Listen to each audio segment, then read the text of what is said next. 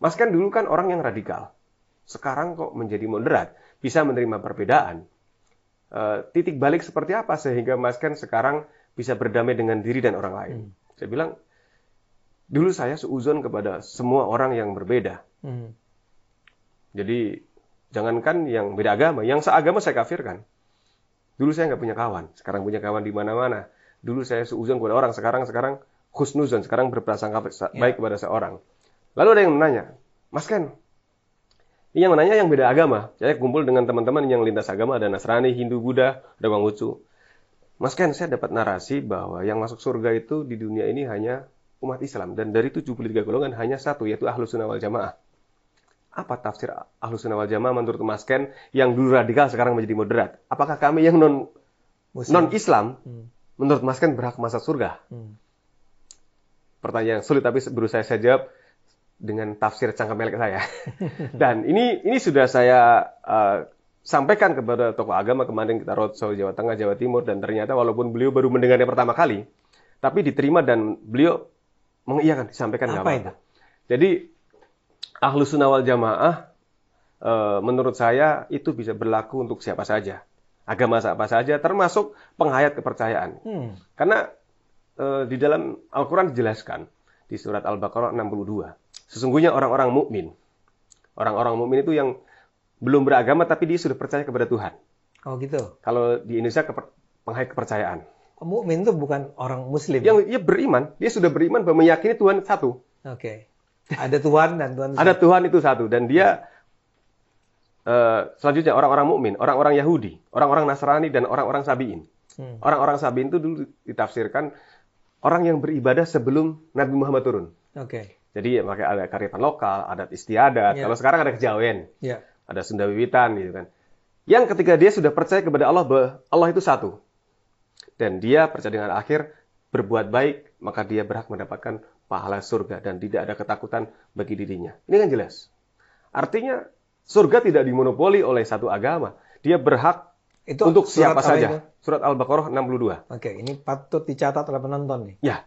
Jadi kita sering menghakimi, menjadi hakim atas keyakinan orang lain. Padahal, ya kita umat Islam kan meyakini, mengimani kitab suci selain Quran kan? Taurat, Injil, dan Zabur. Kalau mengimani kira-kira membenarkan nggak? Iya. Berarti membenarkan. Yang salah siapa? Apakah kitab sucinya atau orangnya? Orangnya. Ya, yang salah kan sebenarnya orangnya yang memanipulasi kitab suci. Kita juga mengimani Rasulnya. Ya. Dari Nabi Adam sampai Nabi Muhammad kita imani semua. Bahkan dalam sejarah dikatakan Nabi itu bukan hanya segitu, 100 ribuan lebih. Ya. Artinya ada utusan Tuhan yang tidak tertulis dalam kitab suci. Mengimani berarti kan membenarkan. Yang salah adalah orang-orang yang memanipulasi. Kebetulan di Indonesia, yang ketangkap Densus 88, KTP-nya dicek agamanya Islam. Jadi seolah-olah Islam teroris. Tidak. Dia tidak mewakili apapun. Radikalisme dan terorisme akan tumbuh di sebuah negara yang mayoritas. Di India. Yang radikal siapa? Iya, Hindu.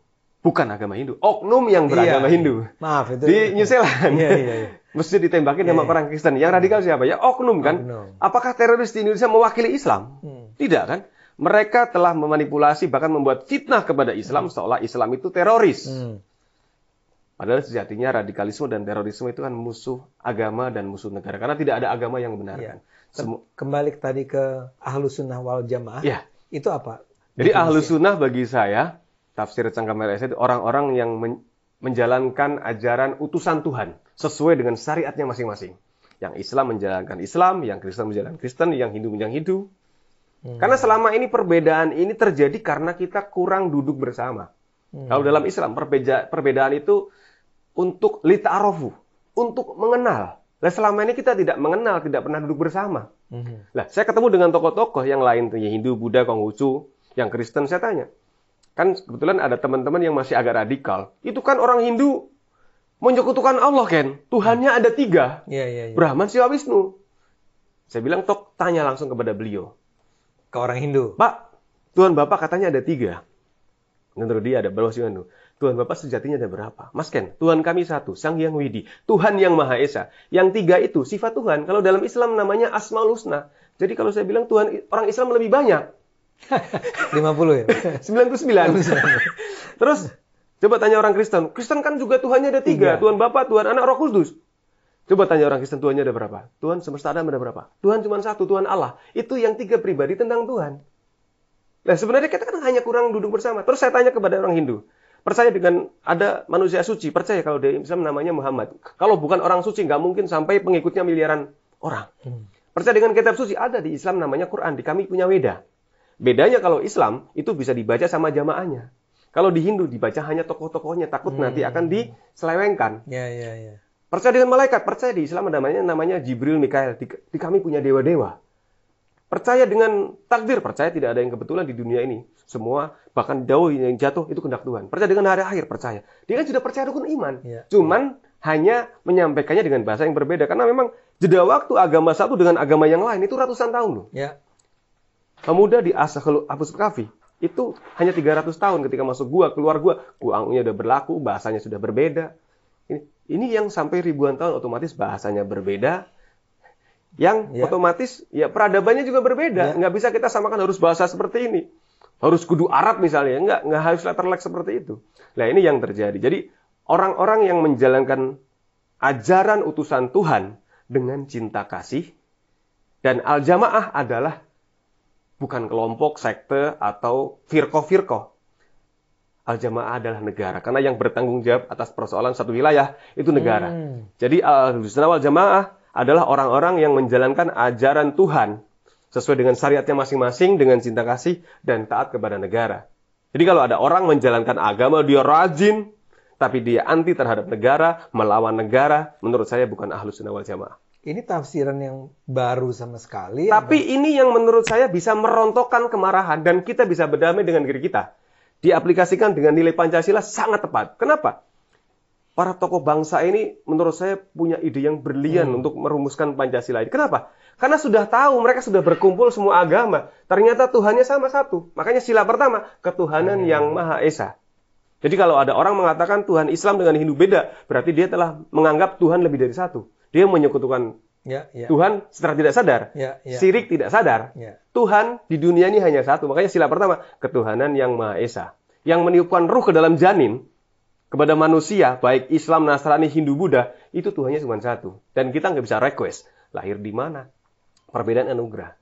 Saya mungkin kalau lahir di Bali, orang tua saya Hindu, lingkungan saya Hindu, mungkin saya jadi Hindu. Artinya, perbedaan ini memang sudah kehendak Tuhan. Tuhan itu bisa kok. Sedunia jadi Islam semua bisa. Jadi Kristen semua bisa. Tapi karena diciptakan berbeda-beda ini untuk lita'aruf, untuk mengenal. Untuk jadi pelangi kalau cuma satu warna bisa nggak jadi pelangi? Tidak. Harus berbeda-beda beriringan menjadi pelangi. Jadi ini penting menurut saya. Kita yang radikal saja, yang sangat anti pemerintah, rontok kemarahan karena memahami sila Pancasila sila pertama. Jadi kalau kita sudah memahami sila pertama, bonusnya sila kedua. Kemanusiaan. Bisa memanusiakan manusia. Kemanusiaan yang adil. Adil terhadap diri dan adil terhadap orang lain. Dan beradab. Punya akhlak. Jadi kalau kita sudah paham sila pertama, bisa memanusiakan manusia dan berakhlak. Tapi kalau kita tidak paham sila pertama, tadi, syirik tidak sadar, pasti akan menyalahkan teman kita, saudara kita yang berbeda, menyalahkan aparat, menyalahkan pemerintah. Itu sudah pasti. Jadi kuncinya di sila pertama. Ketuhanan yang Maha Esa. Tuhan satu, kalau mencikapi perbedaan, ada Bhinneka Tunggal Ika. Walaupun berbeda-beda, kembali kepada sila pertama. Tuhan kita sejatinya satu kok. Hanya kita beda menyebut dan cara beribadah. Saya menganalogikan agama itu seperti handphone. Pertama keluar ada yang tulat-tulit, yang poliponik, sekarang ada Android. Apakah kita boleh menyalahkan sahabat kita punya tulit? Jelek HP-mu. Nggak boleh kan?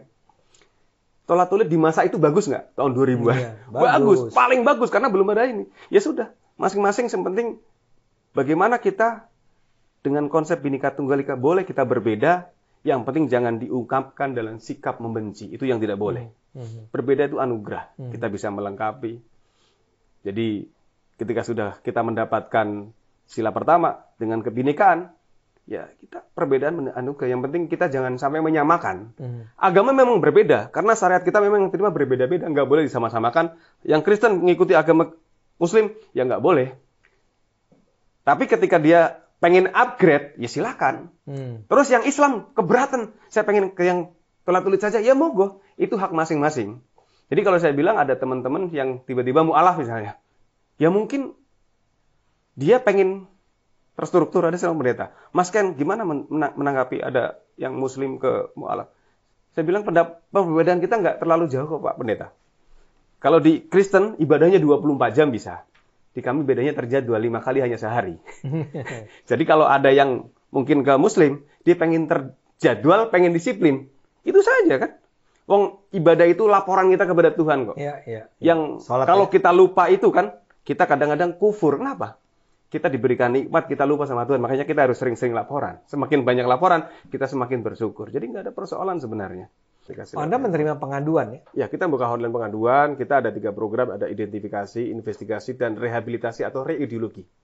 Orang-orang yang sudah anti Pancasila, kita perkenalkan Pancasila ini bukanlah berhala, ini bukanlah tauhid. Ini adalah ide liberal tokoh bangsa yang bisa mempersatukan kita semua. Di luar negeri yang hanya berapa suku ribut, kita yang sekian banyak suku perbedaan, kita dipersatukan oleh Pancasila yang merupakan ide brilian tokoh bangsa. Kita punya kearifan lokal, kita punya gotong royong, kita punya semuanya di sini. Nikmat mana lagi yang kita dustakan. Jadi kalau kita sudah percaya dengan Pancasila, memang bukan wahyu ilahi, tapi di dalamnya tidak ada satupun yang bertentangan dengan agama. Sila pertama kita aplikasikan, bonus sila kedua, kita bisa memanusiakan manusia dan beradab. Kalau sudah beradab, memanusiakan manusia, bonusnya sila ketiga, kita bisa bersatu. Persatuan Indonesia. Ada masalah? Musyawarah mufakat, sila keempat. Jadi kalau semuanya sudah kita lalui, bonusnya sila kelima, keadilan sosial bagi seluruh rakyat Indonesia. Kita masih pahami, banyak pejabat-pejabat kita yang Pancasilais masih korupsi, masih melakukan kesalahan. Nah, semoga dengan adanya konflik ini, kita menyadari, mari kita kembali bahwa Pancasila alat perekat kita. Memang, ya tadi, bukan wahyu ilahi, tapi ini menjadi salah satu copy paste kalau menurut saya piagam Madinah. Karena Rasul juga berdialog, bersosialisasi dengan agama lain. Saya prihatin ada akhir-akhir ini itu ada yang mendirikan tempat ibadah dilarang. Padahal Rasul sendiri mengatakan, kalau ada orang membangun gereja, bantulah dan jangan jadikan hutang. Artinya hubungan dengan yang beda agama itu begitu harmonis. Dan itu tidak mengurangi keimanan kita, bahkan akan memperkuat keimanan kita. Oh, kita yang paling lengkap kok, kita yang fiturnya lengkap. Justru kita harus mengayomi, kita harus merangkul mereka supaya kita hidup berdampingan, aman dan damai.